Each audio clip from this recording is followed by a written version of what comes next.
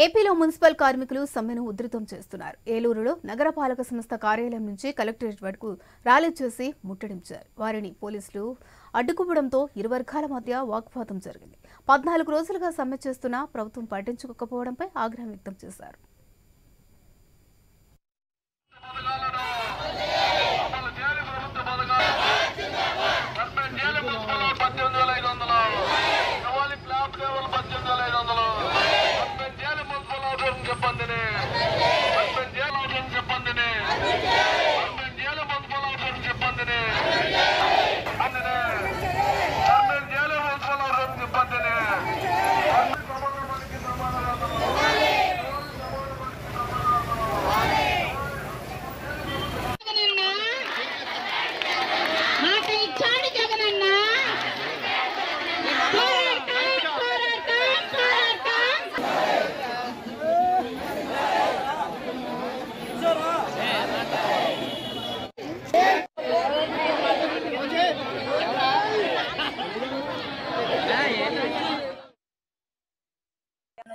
ఈ రోజు వరకు 14 రోజుల సమ్మెలో ఉన్నామండి. రాష్ట్ర నాయకులు కూడా మరి సిఐటి నాయకుల ఆధ్వర్యంలో ఈ రోజు సమ్మె జరుగుతూ ఉంది.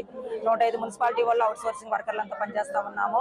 మరి మా సమాన పనికి సమాన వేతనం ఇవ్వాలని మన రాష్ట్ర ముఖ్యమంత్రి గారు అసెంబ్లీ ఎన్నికల్లో 2019లో చెప్పి ఉన్నారు.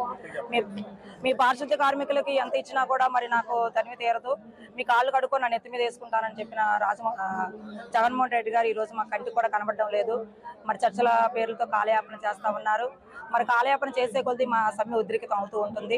మా యొక్క కార్మికుల యొక్క సమస్యలపై డిమాండ్ చేస్తా ఉన్నాము. మరి ఆ డిమాండ్లు 13 డిమాండ్లకు 3 డిమాండ్ల మీద మాత్రమే చర్చలు జరిగినాయి. అసలైన డిమాండ్స్ మాత్రం అలాగే ఉండిపోయినాయి.